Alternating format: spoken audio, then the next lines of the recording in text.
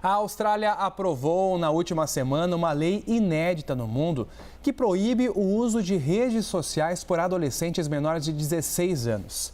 As empresas de tecnologia já foram notificadas para reforçar a medida e, em caso de descumprimento, podem ser multadas em mais de 190 milhões de reais. Aqui no Brasil, esse assunto também tem sido debatido. Em São Paulo, por exemplo, o uso de celulares nas escolas foi proibido no mês passado. E para se aprofundar mais nesse assunto, a gente conversa ao vivo com o Rodrigo Negem, que é especialista em educação do Instituto Alana. Muito boa tarde para você, Rodrigo. Bem-vindo ao Agora CNN. Boa tarde, Estevão. Boa tarde a todos e todas. Prazer estar com vocês. Prazer é nosso. Rodrigo, eu começo te perguntando que tipo de impacto que as redes sociais têm tido para as crianças e os adolescentes, já que houve esse movimento de uma república tentando limitar o acesso. Quais são os problemas que a gente pode elencar e que, é claro, provocaram esse tipo de medida? Olha, Estevão, é muito importante a gente observar que essas plataformas, especialmente as redes sociais, não foram feitas para o uso de crianças e adolescentes.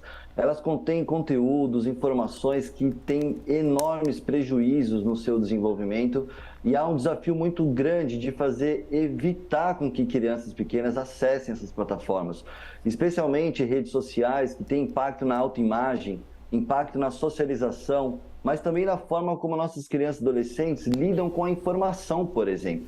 Além de todas as questões das informações falsas, a gente está falando de cérebros que estão em pleno desenvolvimento, mas eles estão, ao mesmo tempo em que a gente vê os dados no Brasil e em outros países, a leitura caindo entre crianças e adolescentes também, essas gerações têm naturalizado um contato muito acelerado e fragmentado com as informações, como são os modelos das redes sociais, que têm impactos profundos, não só na forma como socializam, mas também na forma como aprendem, além dos impactos também no sedentarismo e na saúde mental, que tem gerado bastante preocupação em todo o mundo. No Brasil não é diferente. A gente tem uma pesquisa no Instituto Alana em que 9 em cada 10 brasileiras e brasileiros reconhecem que há um problema quando a gente pensa o uso das redes sociais por crianças e adolescentes.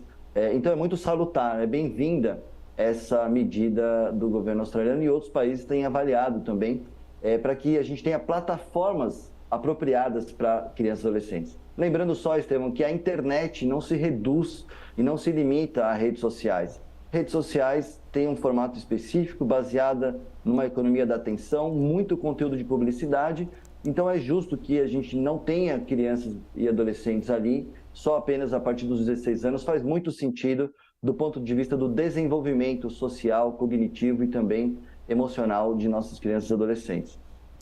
E acho que até é importante também a gente falar que existe até um impacto para a visão, né? Você fica toda hora aqui olhando, isso também traz um impacto ocular para as pessoas.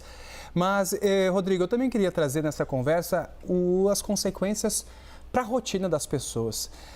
Eu, por exemplo, assim, uso tecnologia desde muito cedo, tenho 26 anos, peguei essa era do computador, dos celulares desde cedo também, um pouco no final da escola, mas hoje as crianças já têm acesso à internet muito antes. Só que a gente, agora, um pouco adulto, digamos assim, eu consigo ter um pouco de noção, tipo, fiquei muito tempo hoje mexendo no celular. E até o próprio celular traz ali a contagem de minutos que você fica em um aplicativo ou que você fica navegando. Tento me controlar, mas eu vejo que isso pode ter um impacto muito difícil na rotina das crianças e dos adolescentes que despendem aí 4, 5 horas naqueles aplicativos de vídeos e a vida vai passando no meio de tudo isso, né? Justamente, Estevão, você toca num ponto que é fundamental. Se é difícil para nós adultos ter esse autocontrole, a gente tem que lembrar que crianças e adolescentes estão em pleno desenvolvimento também do seu cérebro, seus mecanismos de controle dos impulsos, os seus mecanismos de controle das emoções estão em desenvolvimento. Então, são plataformas que têm bilhões de dólares investidos no desenho de um fluxo de informações que, de fato, capture a nossa atenção, inclusive para crianças e adolescentes. São vulnerabilidades do nosso próprio cérebro e do nosso próprio funcionamento que são explorados por algumas plataformas para vender espaço publicitário, o que para crianças e adolescentes é bastante cruel. Então, o impacto, como você bem disse, a gente tem tirado crianças e adolescentes da oportunidade de brincar livremente, brincar com outras crianças.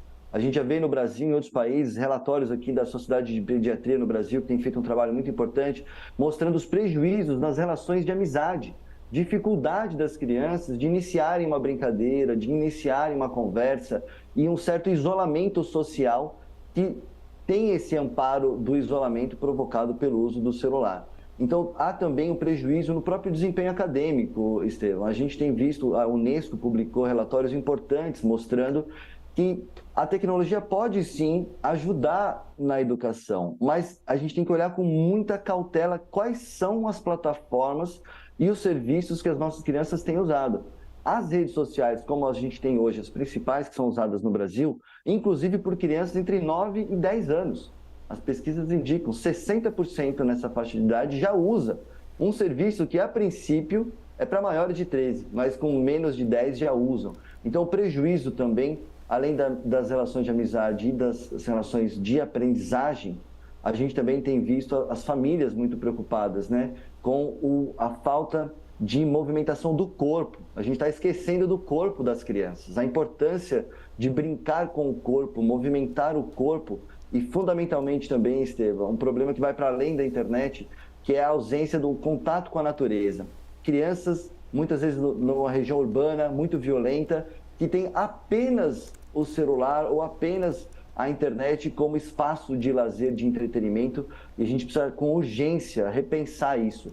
Não é saudável para nenhum ser humano deixar de ter contato com a natureza, deixar de ter contato com outras crianças no espaço coletivo para poder brincar sem a mediação das telas, né? Então, esses impactos são muito importantes no desenvolvimento, como eu disse, para além só do desenvolvimento na aprendizagem, porque envolve também toda a questão da coordenação motora, você comentou a visão, a questão da postura.